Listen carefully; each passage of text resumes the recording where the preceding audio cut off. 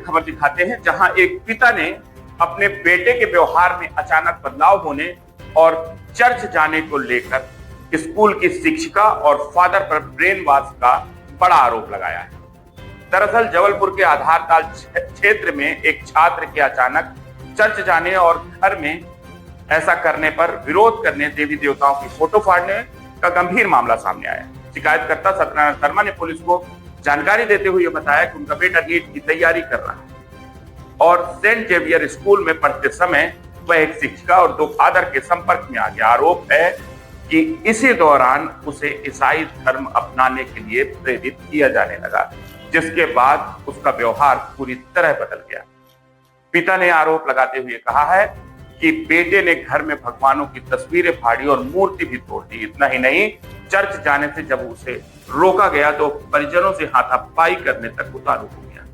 मामले की शिकायत लेकर पिता अंतरराष्ट्रीय हिंदू परिषद की पदाधिकारी प्रीति धंधारिया के साथ आधारताल थाने पहुंची, जहां स्कूल की शिक्षिका और संबंधित फादर पर कार्रवाई की उन्होंने मांग की। पिता के अनुसार बेटे पर इतना प्रभाव पड़ा है कि वह घर के दरवाजे तक तोड़ने की कोशिश कर चुका है।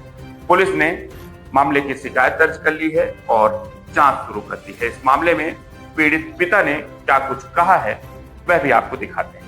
जबलपुर से हमारे सहयोगी वाजिद खान की रिपोर्ट। तो फाड़ना, हम लोगों को प्रेरित करना कि आप भी क्रिश्चियन बन जाओ। हमारा पुत्र जो है 2 फादरों के संपर्क में और एक मैडम के संपर्क में था, उनसे प्रेरित होकर के यह कृत्य उसने किया।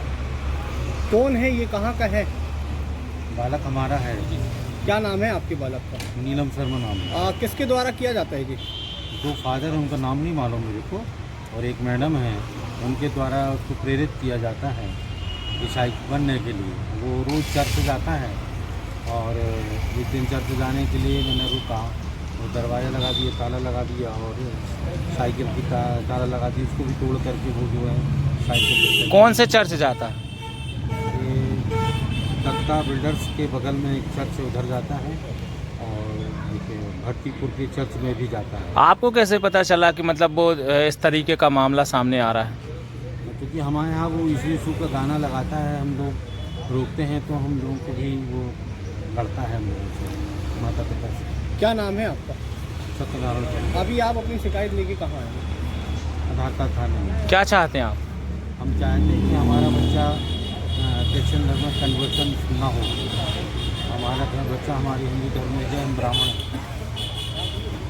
एक और बता दीजिए, एक मिनट। रिमांड पर भी लिया गया। देखिए, संजीवनी नगर के एक प्रकरण में अमित खंपरिया, जो लंबे समय से फरार चल रहा था, उसकी गिरफ्तारी की गई थी। माननीय न्यायालय से 3 दिन का पुलिस रिमांड प्राप्त किया गया था। उस पुलिस रिमांड के दौरान उसके पास जितने भी अस्त्र थे, उसके पास जो ऐसे कागजात थे जो लोगों को उसने ठगा था, उसके ऑफिस से उन कागजातों की भी तलाशी हुई। लगातार उसके जो अंगरक्षक तथाकथित थे उनसे भी, उनके पास भी पुलिस गई है। कल रीवा सतना भी उसको लेके गई थी पुलिस। तो लगातार इसमें कार्रवाई चल रही है।